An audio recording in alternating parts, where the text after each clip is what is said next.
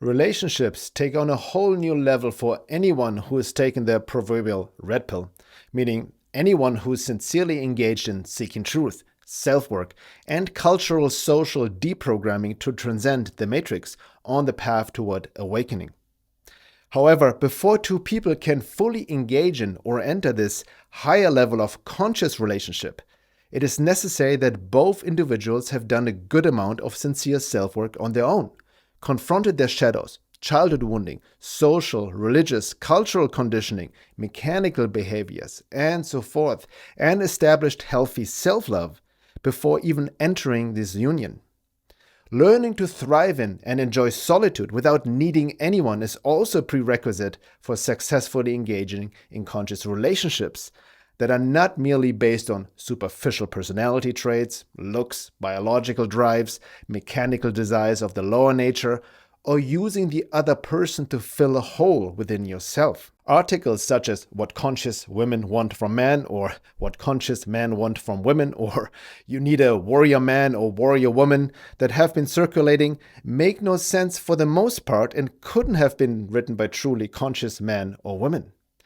These kinds of articles oftentimes tie into victim consciousness on some level, as well as projections, entitlement, lack of taken responsibility, and most importantly, a lack of understanding of basic relationship psychology and anima-animus dynamics. On some level, we always attract or attracted to someone based on unconscious shadow aspects, our unconscious parental image, and unconscious trauma responses, even if we don't see it consciously. If we are not aware of that, we can easily blame the other person for not being conscious or being narcissistic, which seems to be a very popular blame trait these days, or having all kinds of expectations. It always takes two to tango. As long as we haven't owned our own shadow aspects, they will always come back to us, mirrored through other people or via occult entity attacks and interferences, injecting through the cracks of our energy body due to lack of embodiment, past wounding and trauma, and not having fully anchored our soul essence in the body, not living from the true self. In short, if you want a conscious partner, you must first and foremost work on yourself with radical self-honesty. Anyone who waits for the perfect partner to appear without taking full responsibility for his or her own self-evolution and is caught in blaming, projecting, expecting, or caught up in superficial male-female polarity roleplay will be greatly disappointed in the long run.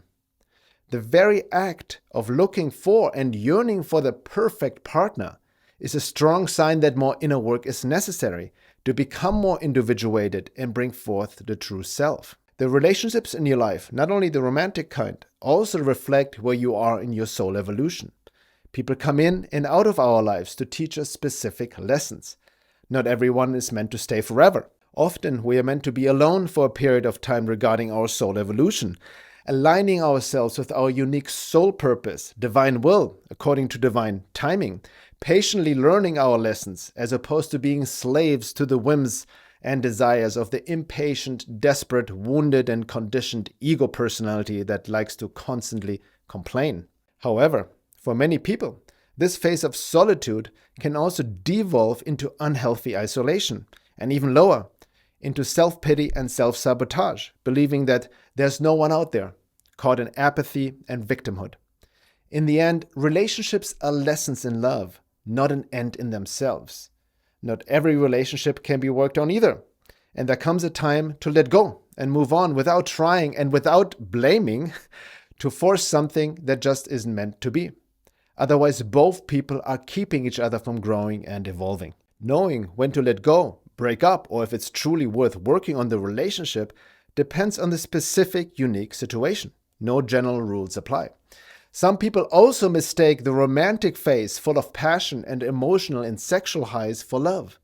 When this phase ends, they terminate the relationship, looking for the next high as they try to unconsciously fill a hole within themselves through the other.